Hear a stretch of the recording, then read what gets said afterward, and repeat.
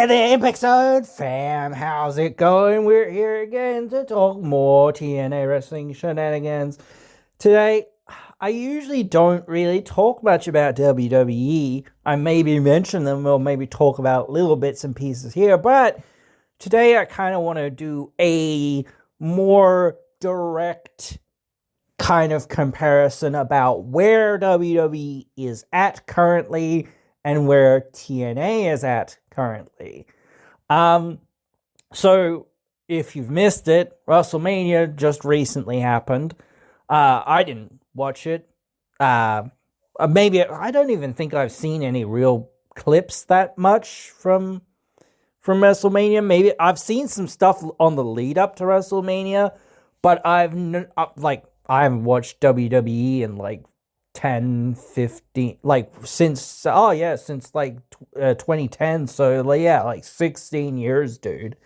So yeah, like I really don't watch WWE, but I do obviously somewhat keep up with what's going on, and I obviously know, hey, the results to an extent of WrestleMania, and what they've been doing, where they're at, all that malarkey, so to speak, I suppose.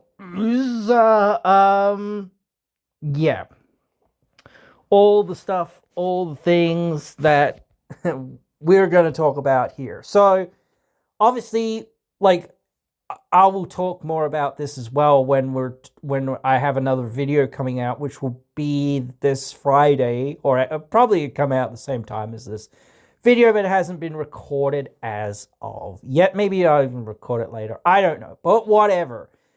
So while I'm looking at what's happening with TNA and thinking, okay, what are we doing with TNA right now? We're building to one of our biggest shows of the year, Slammiversary, right? WWE just built to one of their biggest shows of the year, WrestleMania, right? So, and one of the big things about like these short periods of time sort of thing, these 1 to 2 years, these 3 to 4 years, 5 years, sometimes 10 years or so, it does feel like there is a definite, handful or so of people that are kind of defining that era, like the early the sort of new generation era was really like Bret Hart. That was really the whole new generation era for the most part. He was the most prolific person during that time. You look, I mean, obviously the Undertaker's there, but he wasn't like the champion. He was obviously a big attraction or whatever else it was. And things like that. Obviously, you had guys like Shawn Michaels who were coming up during that time and became really popular at that time as well. Although Shawn was like more so, I don't know whether you could say he was more so into the Attitude Era, but he was more into the later parts of the New Generation Era into the Attitude Era sort of thing. So that's where kind of that goes. So yeah, like you're kind of looking at it from that perspective of, that was Bret's era, really. The era before that was basically Hogan's era. Like, unless you're like looking at like in general, wrestling in general, then it was Ric Flair and Hogan, then you had Bret realistically, that and Shawn, sort of coming up, still had Taker there. And then you had Austin and The Rock sort of coming up, and then Triple H as well. Mankind, obviously, or Mick Foley, whatever, was sort of in that era. Like you talk about the John Cena era, you talk about like the Brock Lesnar, Kurt Angle sort of era, those sorts of different eras of like, that was like a period of time where those guys were like on top for, a vast majority of like 2 or 3, 4 or 5 years or whatever. Even Kurt Angle, again, like he had another renaissance in TNA. We all know that. But realistically, at a certain point, that era came to an end, and it was time to move on and time to say, okay, Kurt, you're great, you're awesome, you can still go, you can still do things, and you're a significant draw. But the thing is, we cannot have you be our champion. No, Sting, same thing with Sting. Like, Sting was in many companies and he was TNA champion many times, but there were times that I do think that he shouldn't have been champion or whatever in TNA as well, but shit happens sometimes, so you have to kind of roll with it and then go, okay, cool, now we've got to move away from that and try to push the other people that are here. Despite the Hogans and that sort of stuff of like, just like, let's get the biggest WWE stars that we can get and let's use those guys. Yes, it's great to have Jeff Hardy. It's great to have some of these, especially in that period of time. But like, we can't just have Jeff Hardy. It's great to have Jeff Hardy, but here's what we've got to do. If we've got Jeff Hardy, we need to build our, heel division, our TNA guys or whoever's going to be in TNA for the next 4 or 5 years around Jeff Hardy. We need to give him opponents to face. We need to give him stuff to work with. If he's going to turn heel, then that's also a bit different. But again, same like concept. You're saying, okay, well, now we need our TNA baby faces to be built around this, or we need him to be built around our heels, or him to be built around our baby faces, or whatever else it is. So they've got to intertwine. They can't just, sort of be there and exist. They can't just exist for the sake of existing.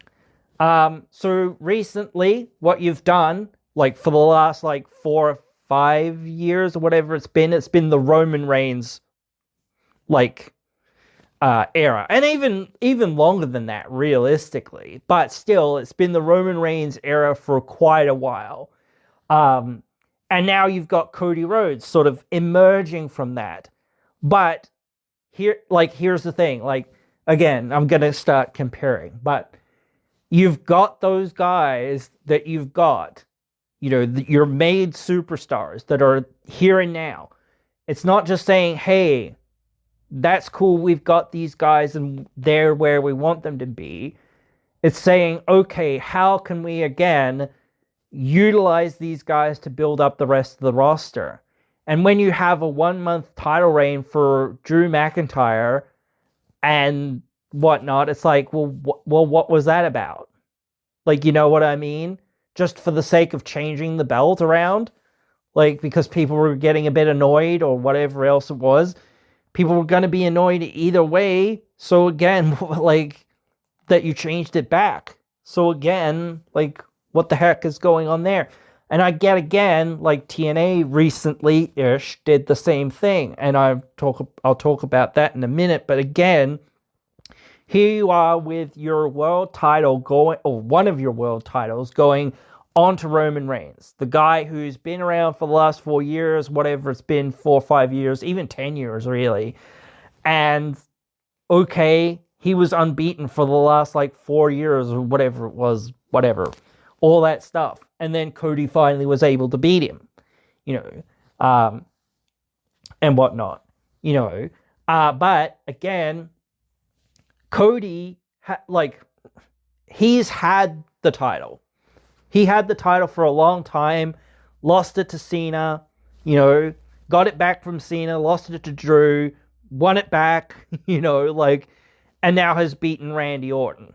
You know what I mean? So now you've really sort of cemented, before even this, you really had cemented Cody Rhodes as, this is our guy, whatever, and whatnot.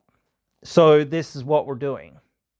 This is our guy, So on the other side, I was hearing a lot of stuff of people saying, oh, this is the build to Cody Rhodes versus Roman 3 or something like that at SummerSlam.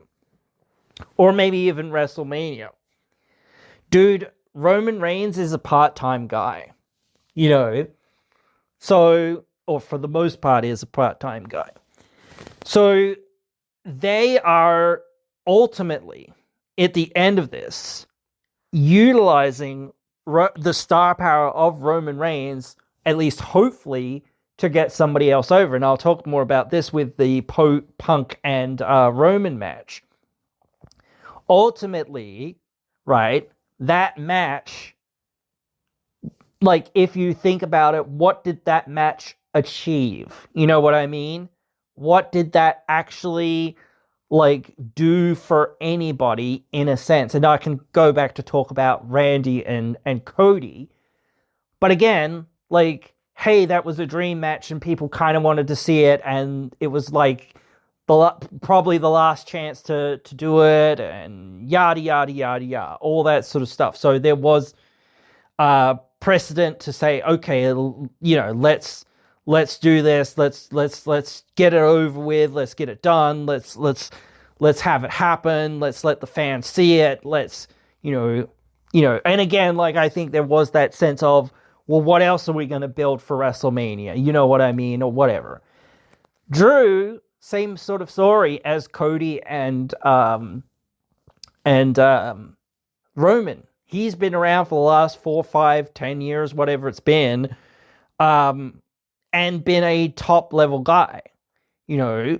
And CM Punk, you know, you can easily slot these guys into that main event scene and not even blink an eye, because again, hey, those are made men. People will believe that they are that main event level, and maybe even if you think, oh, well, maybe they're not going to win or whatever.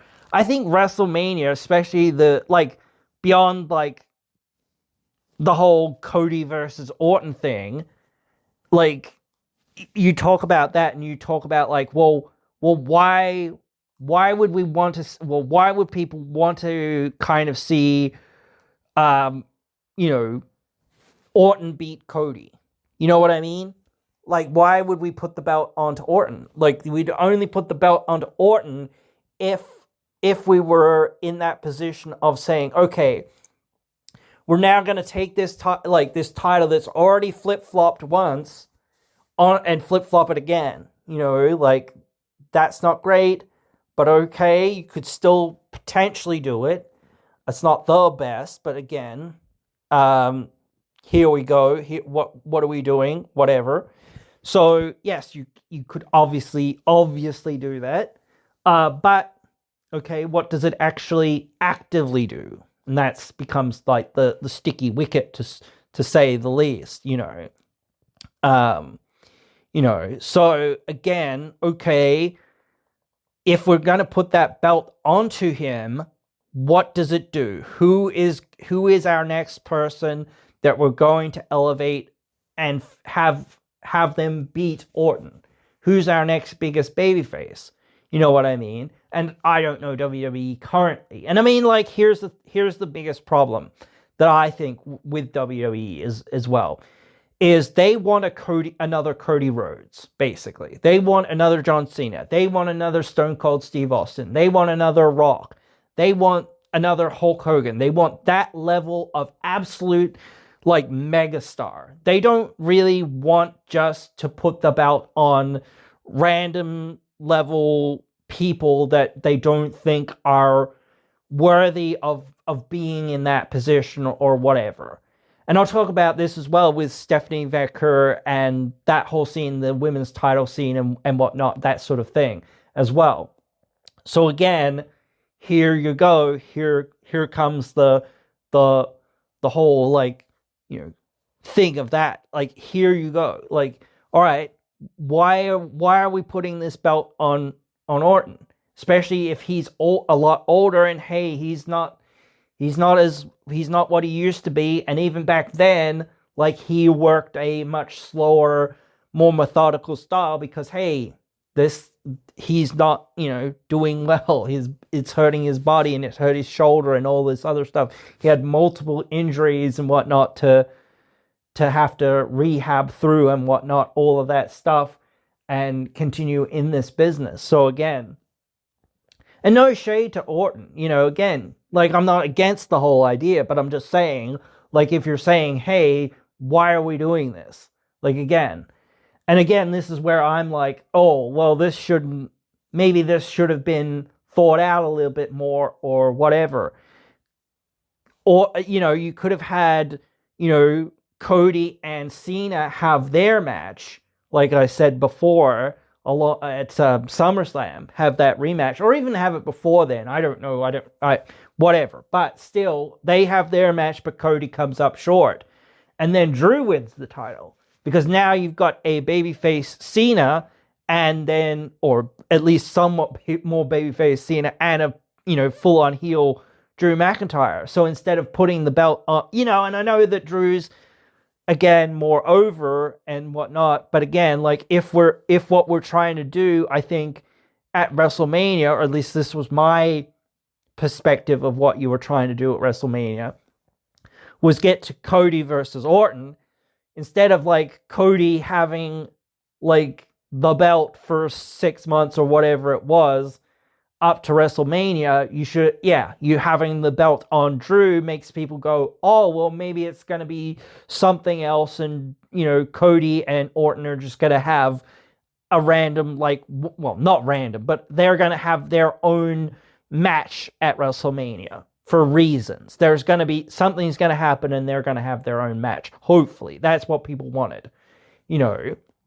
If Drew has the title for 6 months, that makes it feel more like, oh, okay, well, maybe we're going in a different direction, or maybe they're trying to build up some more of the other baby faces that are on the roster, or whatever else it is. That sort of thing. And then, okay, here we go. At a certain point, just before WrestleMania, here we go. Cody gets the belt back, and here comes Orton and says, Cody, you and me. And so that sets that up. But then you need something for Drew, because again, otherwise it's like, well, why isn't this a triple threat or whatever else it is? I think like them saying, okay, here's Jacob Fatu. Okay, cool, great. That's something to help build Jacob and help him out and help build him up and help make him into, one of the upper echelon level guys. And I don't know whether he's going to work. I think he'd work better as a heel, honestly, or just like a monster sort of heel kind of thing, rather than like whatever. I don't know, but still, that's where I could see him doing that sort of thing.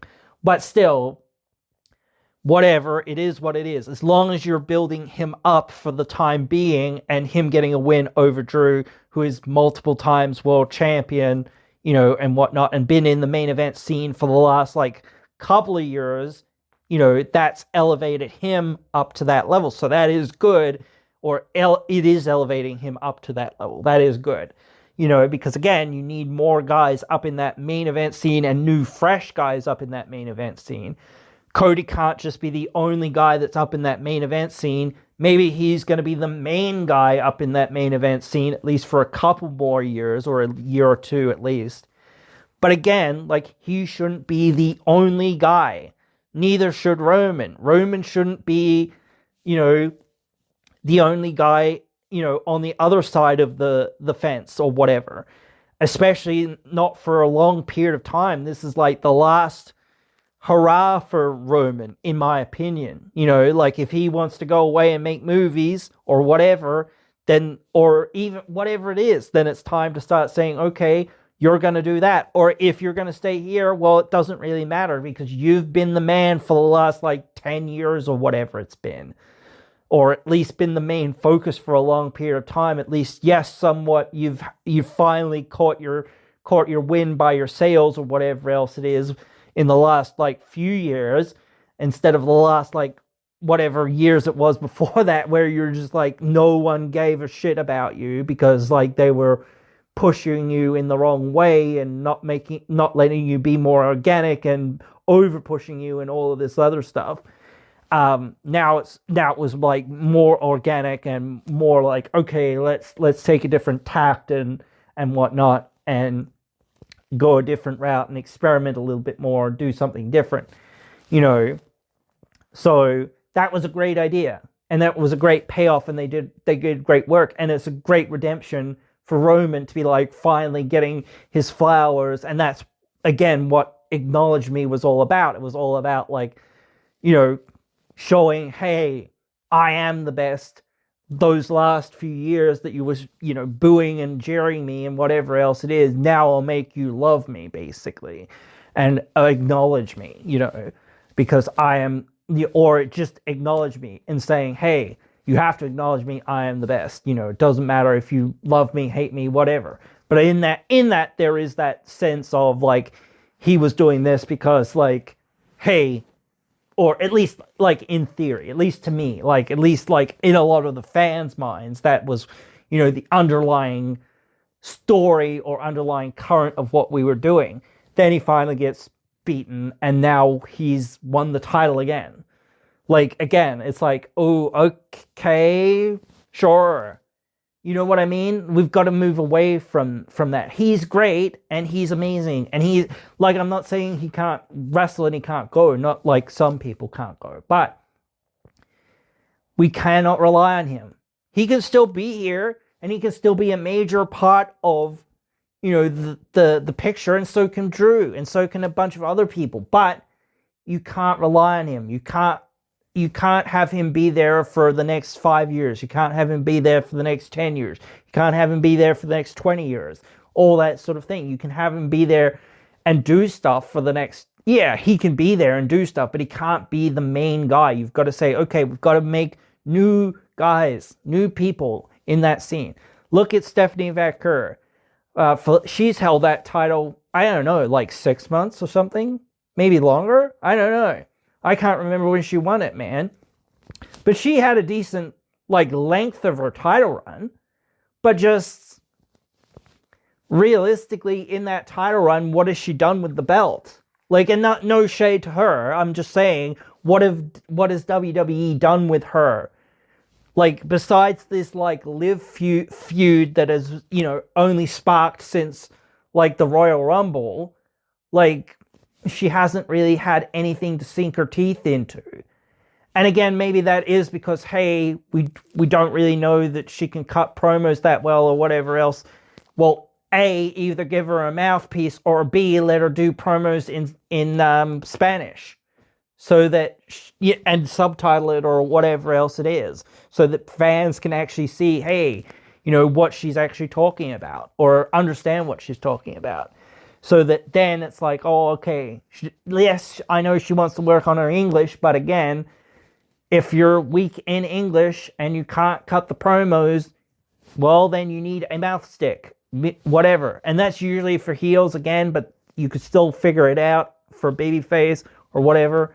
And again, hey, cut the promo in Spanish and we'll translate it to English. Bam, there you go. Io Sky does this. She cuts her and I think Asuka did this as well, but cuts her promos in Japanese and then we translate it. Okay, cool. Then people can see what they're saying and they can say what they actually, are actually all about in their native language much easier than what they can say it, in English, because they know their own language much more than they know English. So again, saying, hey, cut this promo, or what's this about to you? You can cut it in Spanish, or you can cut it in Japanese, or whatever you like, just so that it's easier for you. We'll translate it later. Don't worry about it. Make it easier on your wrestlers. Okay, and now, right, so the opposite, TNA. We've got Mike Santana. He's just completed, well, mostly, just completed his his Cody Rhodes arc of, got to finish the story, so to speak, and his redemption arc. He is now, your top guy. And he's great. He's awesome. It's crazy. Wrestling is always crazy. And it does suck in some ways. Because, like, at the end of the day, yes, we want to enjoy who we've got. But the thing is, you can't just forget about what's next. Along with, like, building big-time heels for him, you've got to build other big-time babyfaces along the same time. And certainly you've got Elijah there. He's a big-time babyface. And I would say that he's a great person for a lot of, heels to sort of get over on their way to getting the title. Or at least getting a shot at the title. But you can't, again, you can't just rely on him being there and being a part of what you're doing. It's great that he's there, and again, okay, we've got him for a short period of time, whatever it is, and perhaps we've got some good stories for him. I mean, yeah, especially when he's not injured or whatever. But that happens, shit happens. And like I said before, with the whole Nick Nemeth turning babyface recently, I think you've realized again, oh well, he's I don't know, he still has the call your shot, so it's a bit weird. But you've realized, hey, we cannot rely on this guy. He's great. He's awesome. But the thing is, hey, we've got to build more and more and more new young guys. We need to build these guys so that, again, when we get to next month, or when we get to Slammiversary or Bound for Glory this year, that we actually have a main event, and a main event that people are willing to see with somebody. And I don't know exactly who or what you're going to exactly do. Maybe again, you could have a multi-man match or whatever else it is. That's different. I can understand that. But again, not just that. Okay, we cannot keep sitting here and sitting on the same handful of guys. Look at, I even used AEW as a proving ground for this, and as a comparison, because they recently put their belt on Darby Allin, and it's that kid has been wrestling and working to get that belt for the last 5 years or whatever it's been, and he finally bloody did it. He finally has got that belt, and good on him and all of that. So now, you've got a few big time heels. You've got MJF, obviously, but you've got to build a whole bunch more, and you've got to utilize some of the guys that you've already got, and say, okay, cool. Are any of them going to turn their backs on Darby or whatever? How, when, why, and then who else are we going to build? It's always that process of saying, okay, Darby's there right now, and we're going to use him as the champion, but we cannot just rely on him forever. We cannot rely on anyone forever. And even if they're going to get the title back, or even if they're going to be here for 5 years or whatever, you cannot rely on it. You have to say, okay, what's next? Who's next?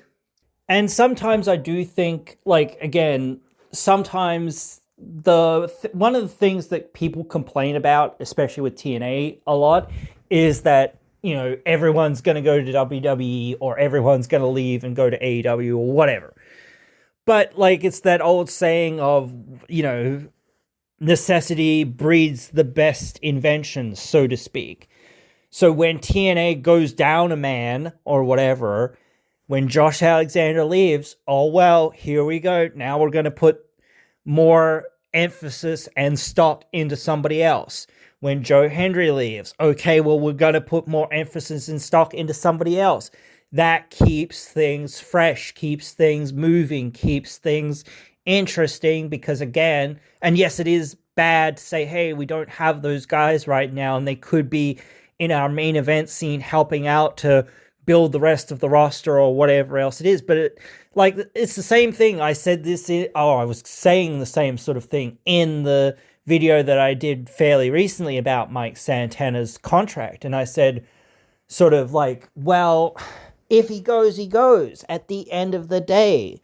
And that will be that necessity of invention for TNA moment. Again, where it's okay, we've got to pull the trigger on somebody else. That's it. We have got no other choices. And sometimes that's a good thing about, this is what we've got to deal with, and this is what we've got to do. And that's what happens, again, when you become complacent. We haven't really pulled the trigger enough, or haven't really done enough to make this, to make something or to make somebody else, well, now we have to. We 100% have to. We have to build a new crop of talent, or we have to try to see who's going to emerge from that crop of talent and who's going to, be the next person that's going to ignite the fans into coming and seeing what we're doing. And of course, hopefully you say, hey, well, hopefully we're going to keep Santana. That would be great. Absolutely. But again, don't just rely on Santana. Same thing with Moose. He had like his 2 years worth of title runs there, whatever it was, a couple of title runs. He can still be in that main event scene. He could still be, in that world title picture. He could even win the world title again, maybe. But, again, don't rely on him. He's there and he can be. This is the difference, okay? This is the difference, okay? Relying on one person means that they're the only real, clear, credible option, right? That means you've got no real plan B or plan C or plan D or whatever. So when somebody like that leaves, it's like, oh, well, shit, now we've got to scramble and really got to try to push people that we haven't really thought about pushing at all, pretty much ever. So now we've, it's one of those things of, well, we didn't really plan for this, and it shows when you don't really care to say, oh, well, we're really down to the dregs of our star power at the moment. So we've kind of got, no offense to some of these people, but they aren't, really on that level quite yet. Or we haven't really put enough effort into them to put them onto that level quite yet. So again, all right, well, now we need to put them on that level. And, well, after that, we're probably not going to, if we find somebody else, well, okay, well, now we can rely on them. You're making the same mistake again and again. You cannot just rely on one person to be the top person. Same with Josh Alexander. It was like he had his couple of runs and he was at that main event level. And it was like, okay, we became too reliant on him. And we were like, again, we didn't really pull the trigger enough to push anyone else enough. Maybe Macklin was the only other person that was kind of there at that time that was kind of like getting that push at the end of there. But again, debatably whether he was going to win the belt off Josh or whatever else it was like, yeah, who knows? Whatever. We never know, perhaps. But still, it is what it is, And, now you've got to say, okay, here he comes, he's back.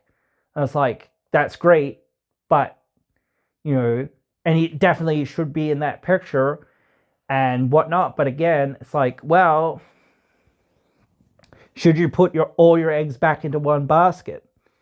Type thing, and that's the tough part about it. It's like, oh, here we've kind of experimented with some other guys or with some other stuff, but, realistically, that's that's us holding it warm sort of thing until hopefully Josh gets back, sort of thing, because they knew, hey, he's injured, he'll be back at some point.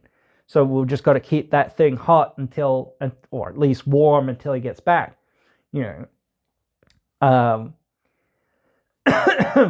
So again, like being over, like you have Moose, same sort of thing, right? We're gonna use Moose to elevate people. Great, cool, because he is in that place where it's like, hey, one of the top guys, absolutely. And you can utilize him for pretty much anything and help get somebody else over. Like Eddie's in the same position.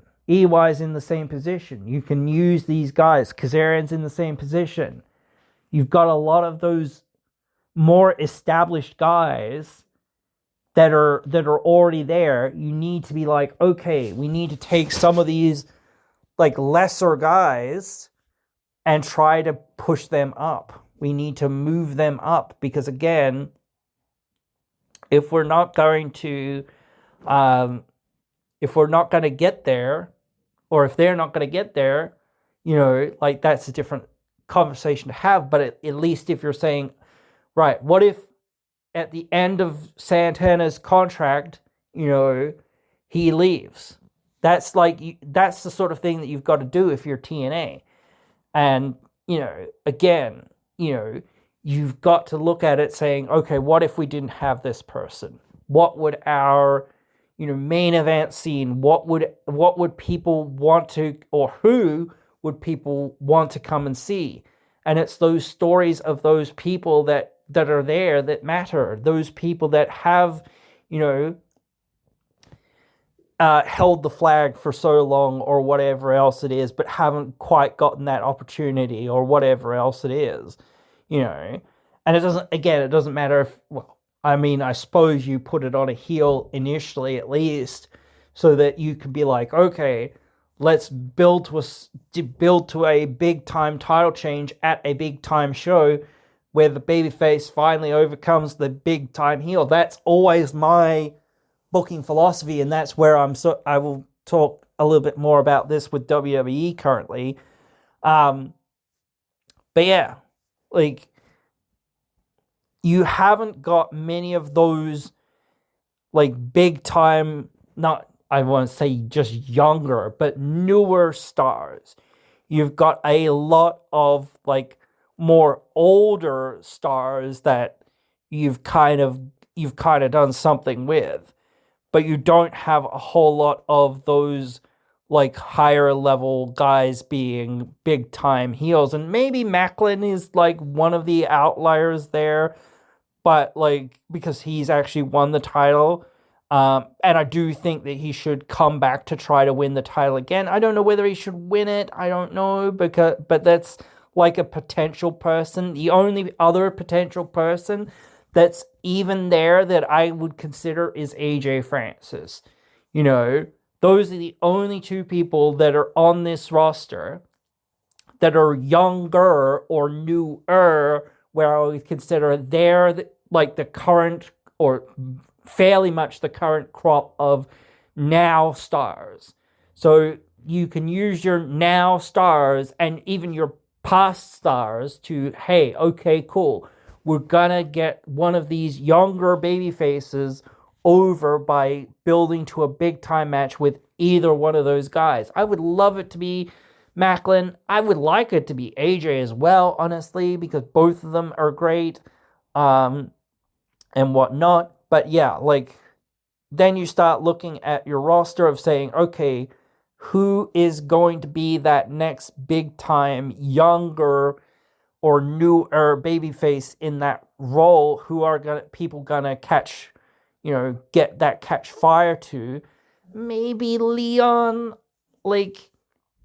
I don't know. It's so weird because, again, Leon's in that same problem, in that same position, where it's he might be leaving soon, you don't know. So, you don't want to put too many eggs in that basket, sort of thing. I don't know. But obviously, if he's going to stay, then yeah, sure, let's do it. Or if he is leaving, maybe we could still do it. Maybe we could say, okay, he wins it, then he loses it fairly quickly, or whatever else it was, and we gave it our best roll of the dice. But of course, now that you're leaving, well, what can we do? We can't keep that belt on you. Mr. Elegance is kind of actually interesting. But I do think that you've got to kind of at least got to put him in that either tag team scene or mid-card scene first, at least for a little while, and have him have a few more matches and whatnot to actually be in that position first. Ricky Sosa, obviously, eventually, but that's still a ways down the track. That is not even in the next couple of years. That's well, maybe in a couple of years. Okay, but beyond that, it's yeah, no. Yeah.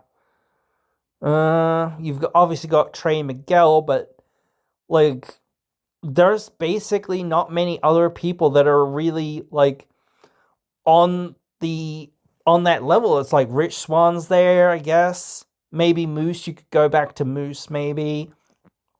Um, I'm interested in KC Navarro, but I definitely don't think he's on that level or even approaching that level yet. So again, that's where I'm like, okay, BDE is a big star, but you know, he's not definitely not on that level yet. So it's like, yeah, here we are with not a lot of other great babyface options, you know, and only a couple of fairly okay heel options, at least from my perspective. Yes, again, you could put the belt on an older or already more established star, but again, what does that actually do for that established star? It doesn't really do anything for them, you know. And it's sort of hard to define the difference between, are you a current star? Because like everyone who's wrestling is a current star, but are you of the current generation? You know what I mean?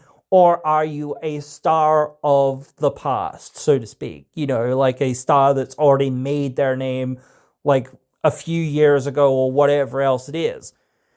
Like Eric Young, like he's a guy that, he's kind of been underrated for a long time and didn't really ever get his flowers. And same thing for like Mustafa Ali, same thing for Nick Nemeth, same thing for a few guys actually. Even Moose, like he's been there for a long time and he didn't get the title for like absolutely ages, when he really should have got the title way, way, way sooner. But he finally did get it, and he finally was, great in that role. And like it sort of worked for him worked for like the story that they were telling, for him to had wait that long to actually get it and kind of turn more heel to kind of keep it and all of that sort of stuff and whatnot. So his actions kind of made sense with why he did what he did, because he was like, man, I've been here for so long and I've been looked over and screwed over for so long. It's time for me to look out for myself and damn everybody else. If you're having that title, I'm coming for it. So that's where I'm at. I'm not just here to play nice. Especially after I've been screwed over and screwed over and screwed over. So that is, what it is, again. It's a weird situation because, like, I would think about, like, some of the other guys, like Dutch and, like, Bear Bronson, maybe, or maybe even Vincent, but they're, like, I would think more about Bear because I think, like, he'd be on that sort of, like, Batista-esque kind of exit eventually from the system at some point, maybe. You could see him breaking out and being the next big star potentially down the road. So he could be a good heel champion. I don't know. He could maybe be a good babyface champion. I don't know. But again, he could certainly do stuff there.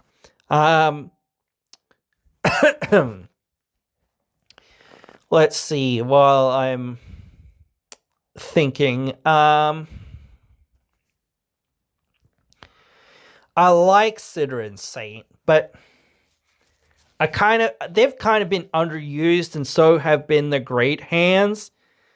So again, you could feel like, oh man, one of the Great Hands should, especially Hotch. Hotch is really talented.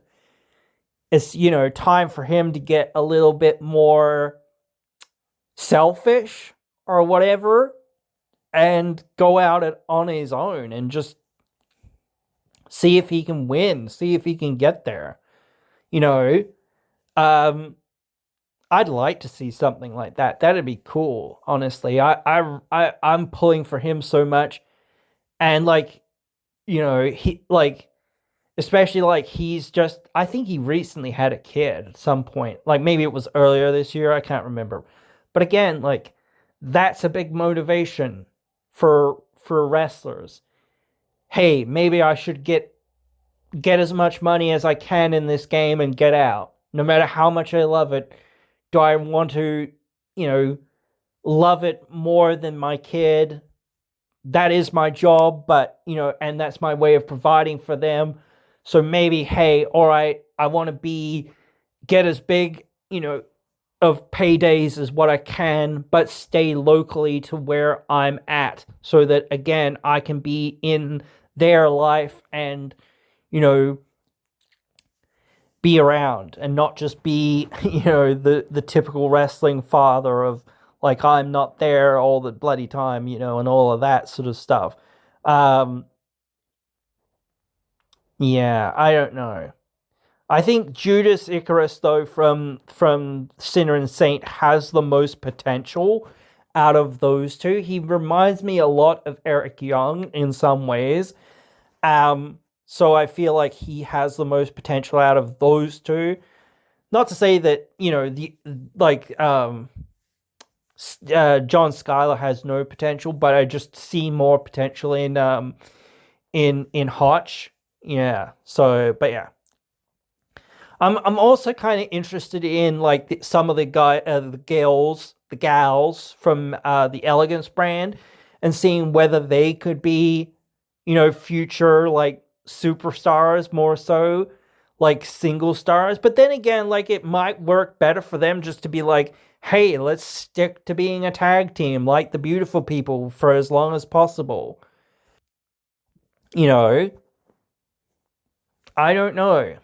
And it's tough again, the same thing for women, like, especially for them. It's like, well, if I want to have kids and whatnot, and have a the career life work balance and whatnot, hey, well, I've got to have that kid fairly young to some extent, because after a certain point, well, it ain't no go.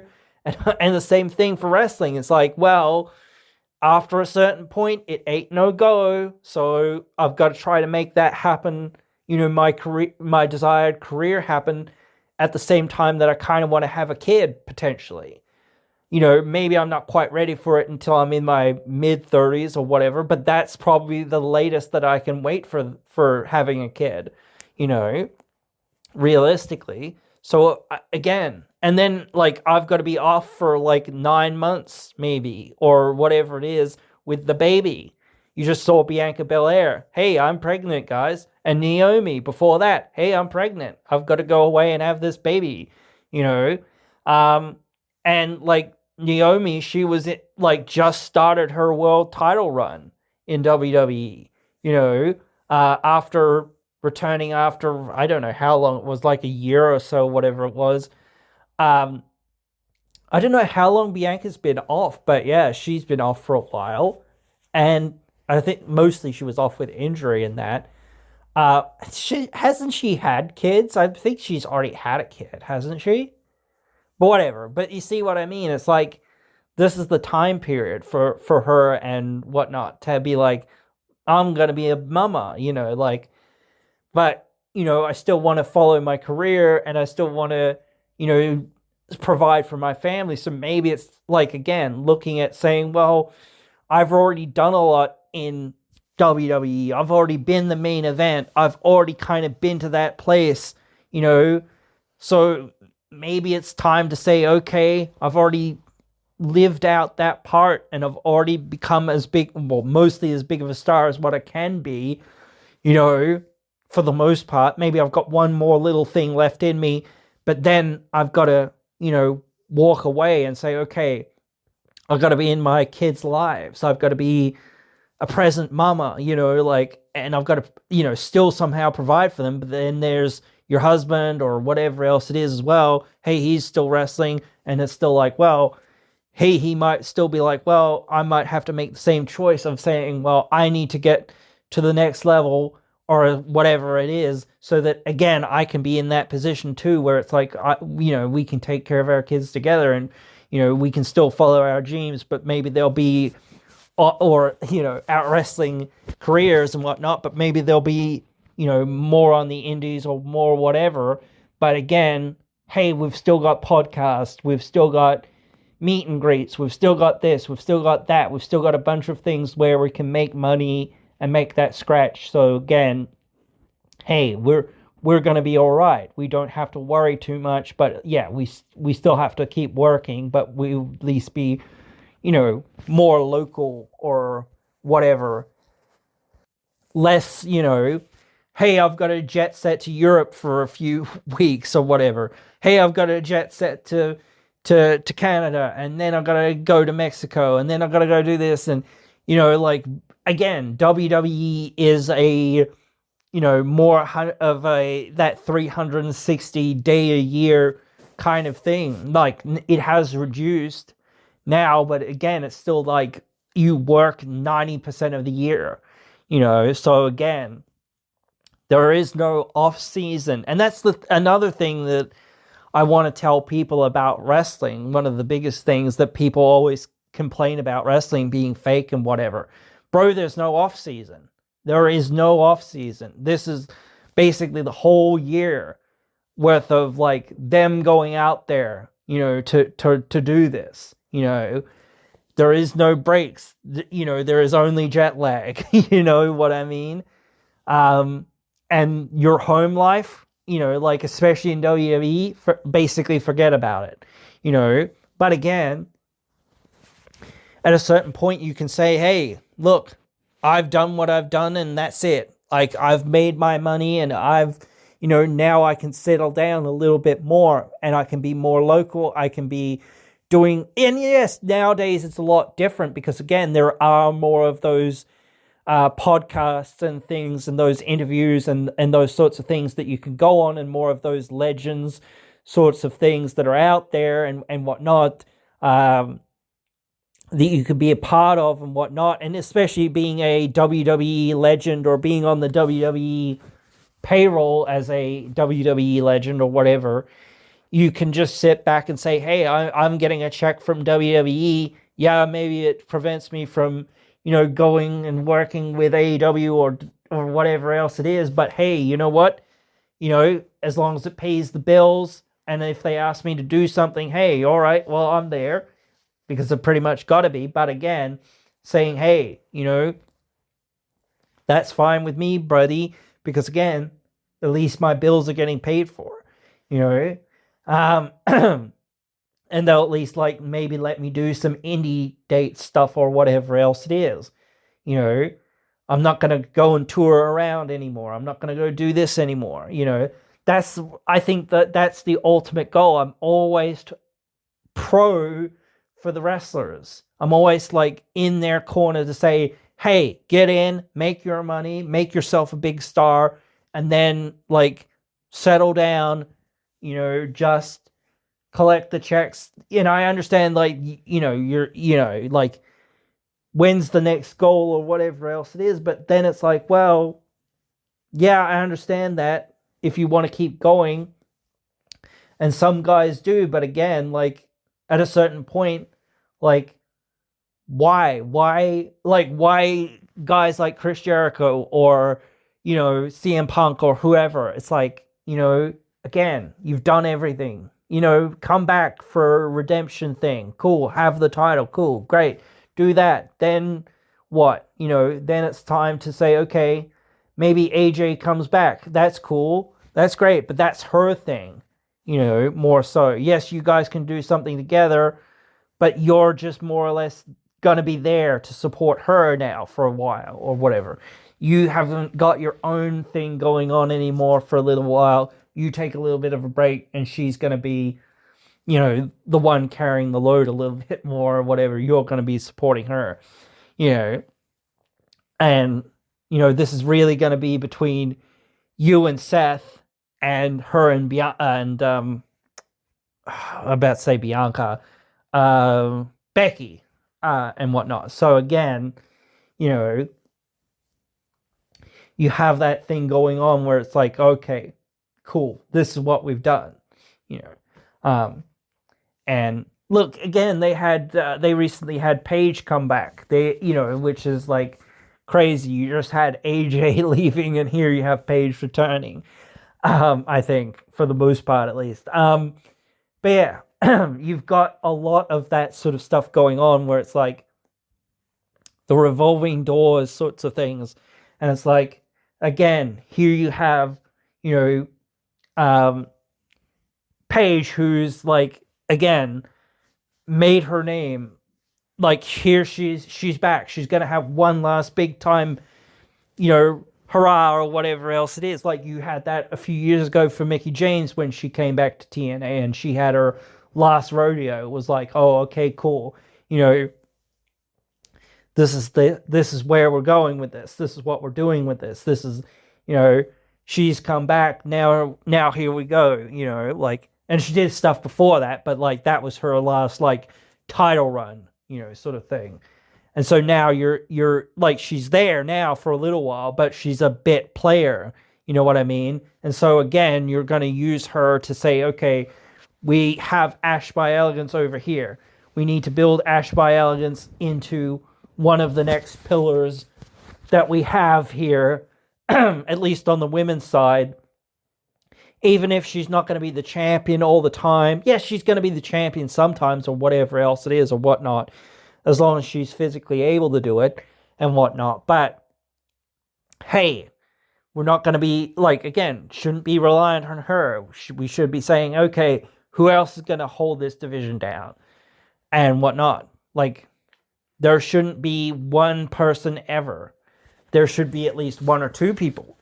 There should be at least two or three people. 4 or 5 people. You at least you have a few people that are floating around in that space to be like, okay, we can go to this person, we can go to that person in this scenario. Hey, here we need another babyface. Okay, Mick Foley, you're our B-level babyface. Come over here. You're probably not going to win the belt, but hey, or even if you are going to win the belt, well, it's a transitional, account basically, so that we can put Triple H over and whatnot, but that's going to lead to something more down the road or whatever else it is.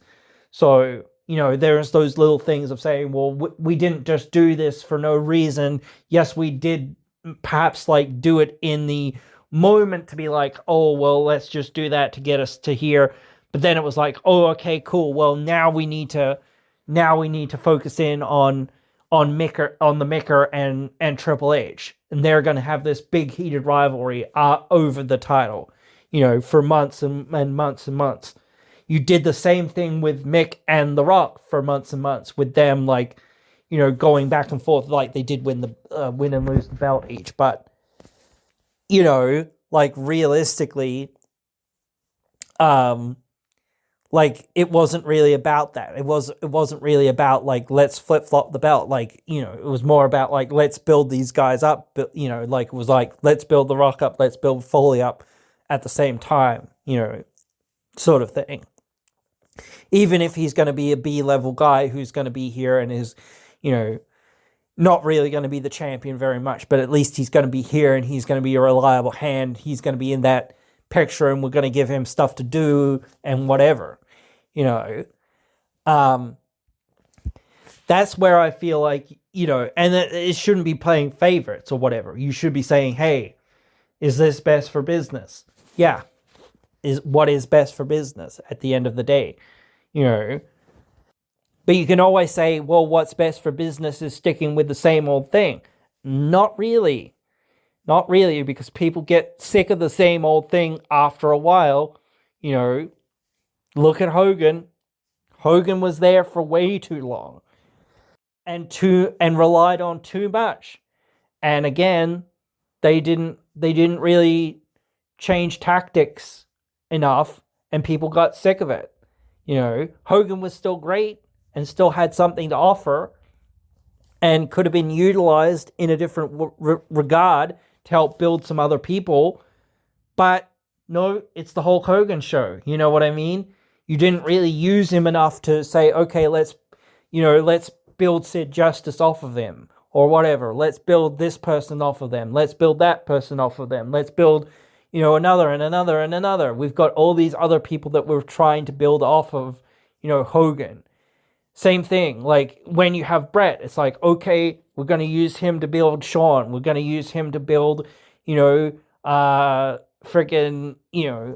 Austin. We're going to use him to build these other guys up, so that, again, when we get there, it's like, okay, cool. We've got to that point where these guys are now in that position, and now, hey, we're running, with scissors, so to speak.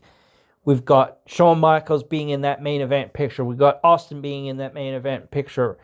Now we're we're in a new era, and now it's going to be the Austin era. So now we need a whole bunch of heels for him to face off against. Mr. McMahon obviously being the head of that, but it was again, all right, let's look at who's going to be his major antagonist, because Bret's no longer here, neither Shawn, the two biggest stars that we just had. So, okay, well, we've got The Undertaker, we've got Kane, we've got Mankind, so now we've got to rely on those guys that were kind of our more B-level options for the most part to help carry this until we find somebody else, or until something else comes along or whatever.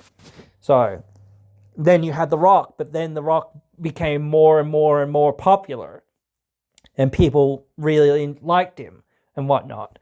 So now you've got to find a new heel for The Rock. So that was Triple H, and Stone Cold as well. But still, you needed a big time rival for both of them, and no one else was really in that position at that time. No one was breaking out and becoming that next superstar. So that's what you need. You always need that next superstar coming along and saying, okay, now I'm going to be here for The Rock and for Austin. And then Rock and Austin have somebody to work with.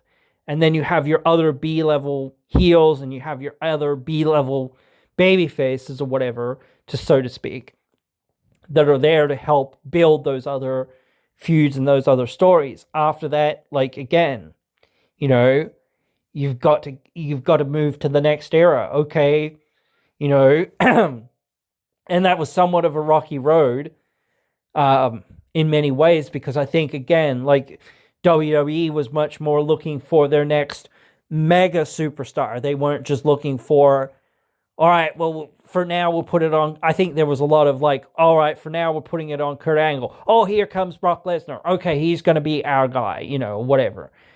But then Lesnar left. Then it was okay, well, we'll go back to putting it on whoever we have or whatever it is. Oh, look, here's John Cena. He's gotten really over. Let's put it on him. And then Batista was there too, and whatnot.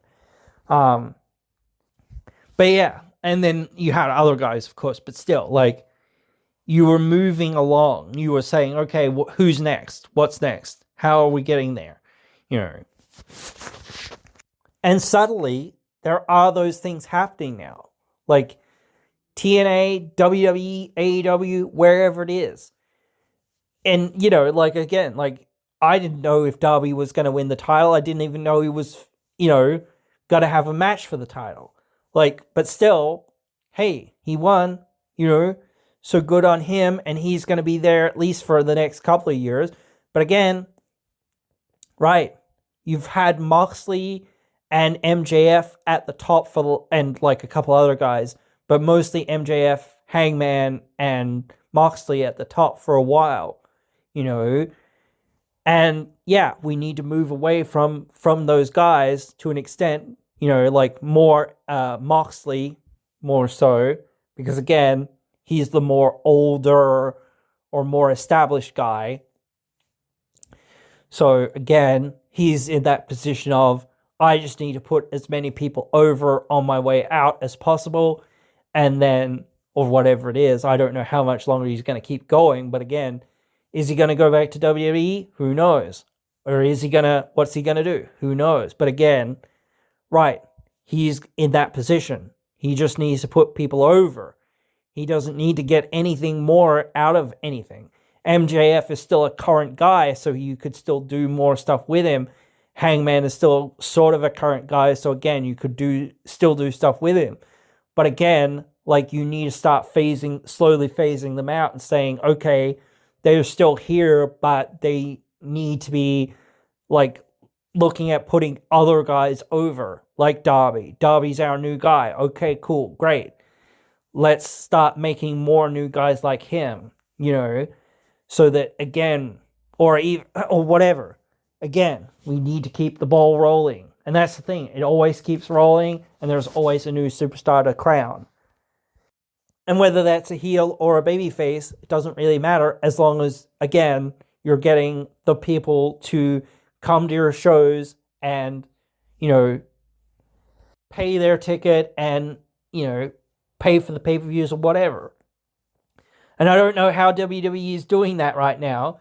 And I think, I can't remember where I said this in the recent video, but I was saying this to somebody, I think on Twitter or whatever, where I was like, WWE has so much ad money and so much money just in general that they really do not need to be charging for their tickets as much as what they are. Maybe for WrestleMania a little bit more, or maybe the big events, yeah, sure, a little bit more. Or for like the premium seats, yeah, sure, okay, that's different. But yeah, it used to be way more affordable, and they used to be making way less money, but now it's just about, squeezing every penny and getting as much out of it as possible, which is, going to be in detriment to them. And it is already showing that. Despite how hot the product could be, or how cold the product could be, if people can't attend your shows because they can't afford to attend your shows, well, you've got a real big problem. Especially right now, the costs of living over there in the US are not very easy, and nothing is becoming easier. So if you're saying, hey, we're going to charge people, more for tickets to come see our show, well, yeah, maybe you'll get people to pull their finger out for WrestleMania once a year or something like that, or whatever, but that's it. You're gonna, reduce the amount of people that are gonna be there week to week, month to month, year to year, whatever. Every single show following you around, wherever you're going, to see what you're doing. Because again, hey, even if you were to say season passes or whatever, which I think that sounds like a good idea, or, whatnot, things like that. I actually think TNA should do, like season passes or whatever else it is. Same thing with like basketball or whatever. They offer season passes, things like that. Okay, you pay for the year or pay for 6 months or whatever else it is. And then, okay, you've got the tickets for the next 6 months. We will, or whatever, or the next month or whatever. You're automatically on the list of, you want a ticket. So you're already going to get guaranteed a ticket, and you can guarantee, hey, I want front row. I want this. I want that. Those sorts of things with those sorts of season passes. That's what I think they need to do. Like, even same thing for TNA, even though it's a lot cheaper, saying, hey, let's figure out making season passes. I think that'd be a great idea, because then it's like, if you really want to see all of our events for the next 6 months or for the next year or whatever else it is, then at least, hey, well, here you go. You can do that, and I'm sure there are a few people that would do that. I'm sure that there are people that won't do that. But again, if you're saying at least there's the option for some people who do want to, then at least those people can do that. And those people, and again, same thing with like the whatever it is, like the pre-sale mailing list or whatever. You sign up. Well, if you already have signed up in the past, maybe you should have or if you're a TNA Plus subscriber or something, things like that. Hey, well, you're already subscribed, or you subscribed once to getting our tickets. So, hey, we'll send you a thing saying, hey, do you want tickets for the next, show here and the next show here? They're on sale right now. Get them now, or via season pass for the next, however many, because they've got their mega on sale coming soon. So saying, hey, you can also just buy a season pass and get all of those tickets together. You don't have to, buy them individually or whatever else it is. Here you go. We've worked it out for you. This is how much it is, or whatever. You pay us, we'll pay them. Even if it's something that you work out and you say, okay, cool, that's what we're going to do. We're going to offer, to do that for people. We're going to go out, and buy the tickets for these people. Even if, we can't get the season passes or whatever properly. That's what we're going to do because we want our fans to be able to get effectively a season pass if they want to pay for a season pass, So, yeah, but anyway, again, that's why, TNA in some ways is doing well right now. Is because, again, not that WWE is bad.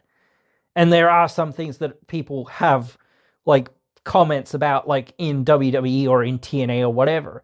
But, again, they're doing well because WWE is charging so much for prices in everything. And it's too hard and complicated to follow along with, the product week to week.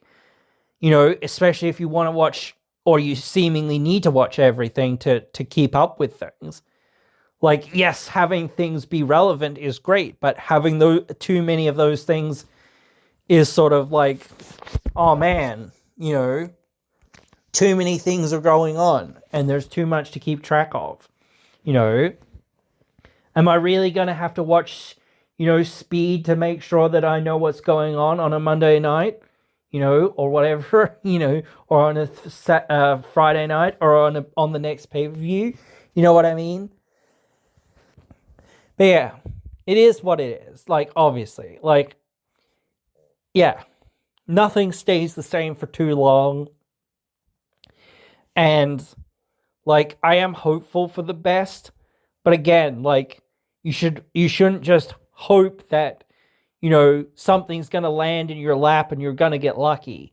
You should be hey, right, who do we have? Who wants to be here? Why? Because it's great to say, oh, we'd love to have this person. We'd love to have that person. Same with EC3. He's just rejoined TNA. I was saying before, he joined. It was cool. If he joins, he joins. If he doesn't join, I'm not going to sit here and boo-hoo cry. Whatever. If you are going to do whatever, that is up to you. If you're coming here, great, cool, great.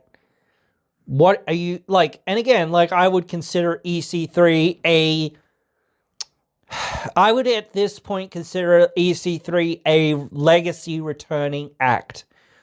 So I could see him coming back and getting redemption in some ways. But then after that, okay, cool, great. We've done what we can do with you, and we have to build new guys off of you. We cannot just have you be here and rely on you.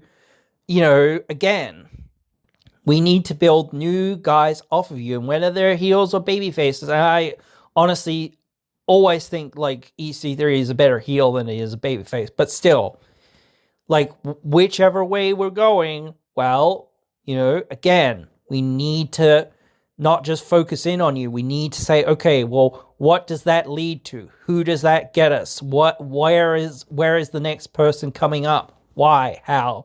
You just actually had Agent Zero beat Moose, who's one of those top level guys. And not, for me, I don't think, at least right now, that Agent Zero can be one of the main event guys, but he could be in that picture. He could be in that picture, and you could do stuff with him, so you could utilize him in that position, of being another upper card guy, of, worthy baby faces get past me, or whatever. Maybe even saying, hey, maybe he will win the title. I don't know. But, hey, worthy baby face might slay me or something, that sort of thing. So, And I don't really know whether you could ever really have him be a big time babyface, but hey, I don't know. You never know. So we'd have to wait and see on that. But still, like, same thing. It's all the same. Like, you always have to have these ideas of saying, let's see what this person has. Like, even if they're not going to be the champion, let's at least see, where this can go. Can he get a title match? When is that? And I haven't really talked about this, but I think I mentioned it maybe. But like I said, Slammiversary is the next big show. Here you have like this big story between the Hardys and the Righteous. So how is that going to pay off at Slammiversary? You know what I mean? And that's interesting. And that's fine to be like, we're going to get there or whatever. Or is this going to pay off at Lockdown? Or is this going to pay off at Bound for Glory? Or whatever. But again, that's the song and the dance that we have to weave. And I can't wait to sort of see that in some ways. Not that it's weird. Because it's not like I want to see too much of the Hardys, because I've already kind of stated my position on that for a while. And they're a legacy act. And they, like I said before, we needed to get away from them. We needed to, build new young teams and whatnot off of that. And, now we've kind of done it, finally. Where partly, maybe, at least. You've got, again, it's funny that they've lost the titles in the last, couple of times to some semblance of the system. So, that's interesting. In some regard, but still, again, all right, your story is with the Righteous more so. Not so, maybe that's hey, we'll eventually get our titles back or whatever. We know that or whatever, or we feel like that, but we want to deal with these buttholes first. And that's what I said. I said, you're going to take away focus from, and again, not to say that they didn't need to do somewhat of that, because you need to have the if you're going to have the Hardys there, they need to be doing something. They need to have something else to sink their teeth into other than being in the title picture. So, and you can still utilize them, but the Righteous are kind of in a weird position, I will say, because they're in that, I don't want to just say older, but they're in that older sort of category. They're not fresh young chicks out of this, so they should be either your current crop that you're kind of already establishing or have established, or they have to kind of be put into that position of guys that are going to be guys that put other people over. You know what I mean? So again, what are you going to do with them after the Hardys are gone? You know what I mean? Especially if they're not going to want the belts. You know what I mean? What are you going to do with them then? It's great that you have this great feud between the two of them, but it's well, what does that mean when it's over? You know what I mean? If the Righteous, beat the Hardys, or if the Hardys beat the Righteous or whatever, what happens? You know what I mean? Where does that go? Because you don't have plans for the Righteous in that main event level scene. So what would be their story then? Of, at least I've got a story now, but and not to say that you need to show your hand or whatever, but you need to have something for them. You can't just put all this time and effort, and whether they win or whether they lose. But then again, I feel like they should win, but that's me. But like, if you're going to put all this time and energy and effort into this story, like, it doesn't just pay off with the righteous or whoever, winning. It pays off when somebody comes along and says, like, hey, we beat you, you know, and this is why that matters. Because if the righteous win, which I don't know, maybe they will, maybe they won't, but like, I actually don't feel like they will, honestly. But then again, like, in a way, I don't know. Like, they should, but then it's like, okay, cool, great. You know, what's the righteous's next goal? You know what I mean? They don't have one, you know? So you've got to make a reason for somebody else to be like, not just in their way, but, that it is their goal for some reason to wrestle them. I said before, like, you've got Sinner and Saint there. That's a great young team, you know. So let's expand that. Let's do something with them, or maybe the Great Hands. I don't know, but still, um, let's expand somebody and say, okay, like, even if whatever way this goes, like, now, like I said before, I feel like either way, the righteous aren't going to be in that picture for the tiles. But you need to give these other guys, these other teams, reason to fight them, or reason for the righteous to fight other people. You know what I mean? Because the antagonists, the heels, in this case, mostly the righteous, need to be the instigators of, like, these issues or whatever else it is.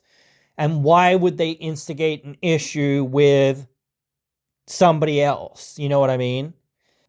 Maybe saying, hey, you see the Hardys or whatever, giving a pat on the back to Sinner and Saint and whatever else it is, or something like that. And then it's like, man, the righteous are like, man, we saw the way you were treating those kids, we'll beat them up, because, we're jealous bitches, basically, or whatever, like, that's something, like, how dare you pick them over us, whatever, that sort of, thing. You can do that with anyone and anything in any division. Somebody shows favor to somebody else and says, hey, here you go, here's your opportunity, let's go, let's do it, But yeah, it is what it is. You've got to think, like, again, this is what we're doing, whatever. But yeah, that's what they've got to keep doing. And like, for a while, like, Santana was there for a while and working his way through, like, basically everyone that was on the roster. And he started out as like a lower card, mid card guy, but they knew, okay, we've got something here. Let's run with it. Let's see what we can get out of it. Let's, we, like, even though, saying again, like I said before, like, they were trying to become, like, less reliant on Josh Alexander, but they had Joe Hendry, so I don't know whether they were like, oh, well, we've got this other thing going on, so yeah, Santana is more of our backup plan B kind of guy, or whatever else it is. But then, like, Joe Hendry left, and it was like, well, now he just became our plan A guy, And yeah, so, sometimes those plan Bs can work out really well, So if we have a plan B, hey, cool, here we go. Now we have that person that is in that position that we can say, okay, this was the plan all along, seemingly, or whatever. And it does suck for some things, like saying Joe Hendry, he wasn't around for very long. He wasn't in TNA for very long. He didn't really, like, you know, uh,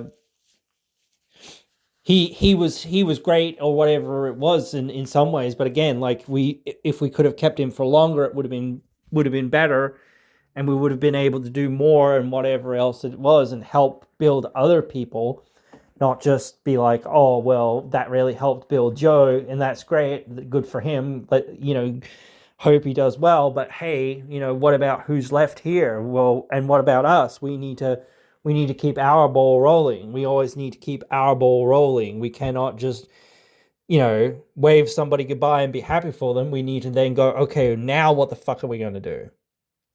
And that is why you need your backup plan, your plan B, whatever. But yeah, guys, like, I'm sure you guys get it. You guys understand. You guys are very smart.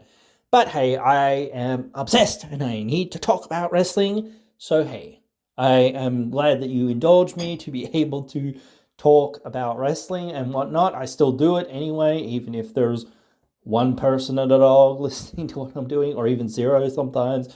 But hey, I do it anyway. But yeah, it is what it is.